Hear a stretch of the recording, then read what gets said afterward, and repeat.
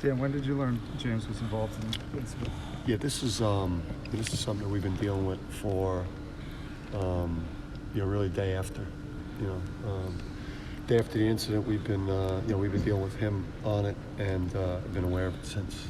So very, very early on.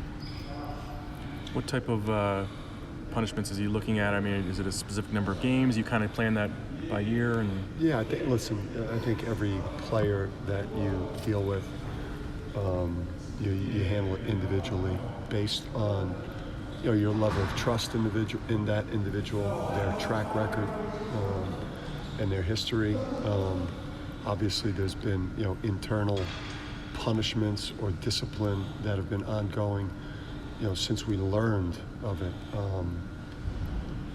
So, and that's obviously something that we'll keep in-house in terms of suspension.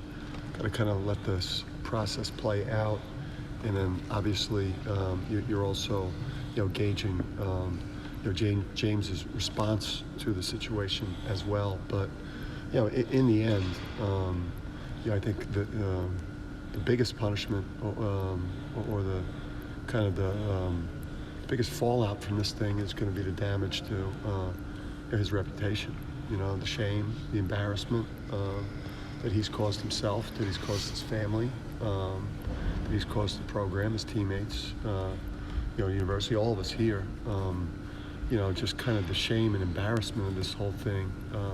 James comes from a great family, two great parents, that have raised him to make much better choices than he did that night. And he's gonna have to live with this thing. This can be attached to him in his career, for the next several years minimum. And that's a hard thing, and he's struggling, and he should be. He made some bad choices that night. Thankfully no one was injured, and he ran, according to the police report. Was that immaturity, panic? Was he afraid? I mean, that's kind of in this day and age, something like that is kind of. It was his first interaction with law enforcement. It's hard for me hypothetically to put myself in his shoes, being James Bouknight, having just been in a minor crash with a pole, and I don't imagine that you're thinking very clearly at that stage. Again, it just became one bad decision that led to another bad decision that led to another bad decision, and again, we're grateful and thankful that no one was injured, and that now he'll just he'll deal with the legal system, and he'll deal with reading his name attached to a very embarrassing situation. It's a very it's a tough day. It's gonna be a tough day. He's gonna have to be incredibly strong to get through the shame of this incident. Was it a tough call to let him participate Friday night in the celebration? No, that wasn't. I believe in James Bouknight. We got to know him really well during the recruiting process. I've got extreme confidence that from here on out, everything that's attached to James Bouknight is going to be really, really positive once this thing is played out. Is he limited in practice at all? Is he full go? Is he practicing all that with you? Is there any restrictions on him? Yeah, I mean, listen, he's been in practice. He's really been in practice since the start. Even since the first practice post-incident. Obviously, he's faced stern. Obviously, he's had to deal with coaches that are really, really down on him for several weeks now, and I'm already a tough guy to play for.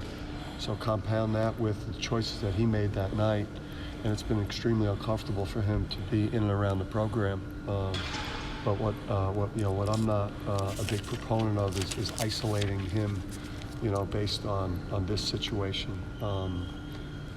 He's been around, and we've been incredibly hard for him to deal with. That's byproduct of the choice he made that night. Do you know why it's kind of taken so long from the incident to now? why it took him that long to kind of go to the police or whatever? Or Not sure why. James, that next day, was really forthright and, went, hired an attorney and then went and basically admitted to the parts of it, that he's obviously accepted responsibility. do you know if there's any sobriety tests or anything like that? Or? Not that I know of. I'm not privy to that. What's the best way for him to clear the slate on this whole incident going forward? I mean, listen, this was very out of character for James. James has been a model student athlete since he's been here. I haven't had a complaint. I haven't had a complaint about a lapse of effort in study hall. James is a great kid. There's not, what do you do from here? There's obviously, he can't have another situation, but he's got to carry himself, with humility and also strength here too, and be able to handle this situation, take everything that comes with it, and not let the situation define him. He's got to learn from it. He's got to accept. He's accepted everything that's come with it to this point, and he's going to have to continue to accept that through the legal process, through people looking at him differently, through people on social media, saying things about him, through opposing crowds, having this material and using it. I mean, there's a lot that comes with it when you're a high-profile athlete, and when you have a situation, like this that's public. There's a lot that's going to come his way. That, when we are support. We're going to support him. We're behind him. We're family. We all. He's a college freshman that's never had this much freedom in his life, and one night he made some really bad decisions that, again, we're thankful that no one was hurt.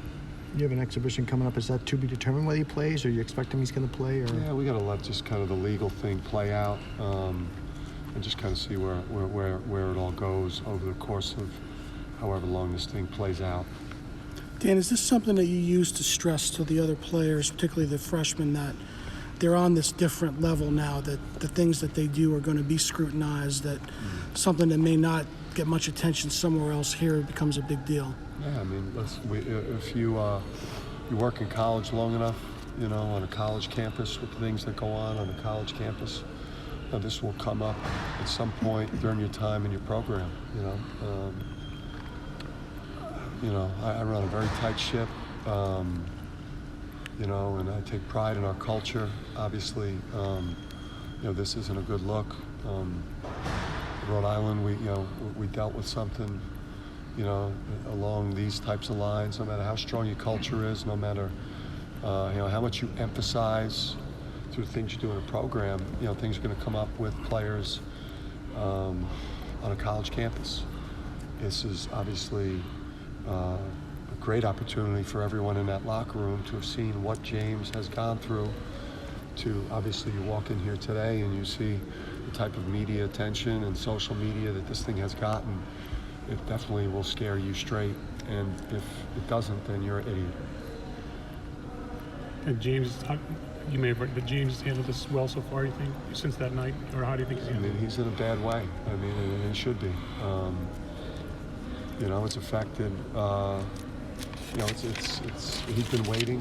When this is hanging over your head and it's going public at some point, that way, for a couple of weeks, that's not an easy thing to deal with when it's coming and you're waiting and it's going to blow up from a media standpoint. So no, he's been in a very bad place. Everyone has been, we've been down on him. Obviously, our response as a coaching staff, as we're obviously incredibly disappointed in the choices he's made. So he's dealt with the fallout of that. it's affected the way he's practiced. It's affected his, you know, his emotional and mental state, and he's in a bad way. But that's the state that you're going to put yourself in when you make bad choices. But at this point, you know, he's accept responsibility. You know, walk out of this place with your head up, held up high. You're a quality person that did some dumb stuff.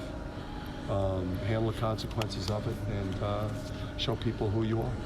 Disappointments aside, what do you think that by not suspending him, it says about other UConn athletes who may also get in trouble with the law? Is it just, it's okay and you can continue to play? Well, we haven't played any games yet, so, and I can't speak for other coaches. I just coach basketball here. I don't think that suspending a guy from the day-to-day, in the day-to-day program is in anyone's best interest in this particular situation, because not all charges, you know, or arrests are exactly the same. So to compare it to other situations and other sports, I don't think it's a very fair question. Do you think this affects his development at all, whether it be maturity on and off the court? No, you just think if there was anything loose in terms of his approach socially on campus, you know, if he can't reevaluate the choices he's making, you know, in the evening, the people he's hanging around, you know, just every aspect of what's going on, then he's not as smart a guy as I believe him to be. I think he'll take this situation, and I think he'll learn from it. He'll grow from it. I think the whole program will.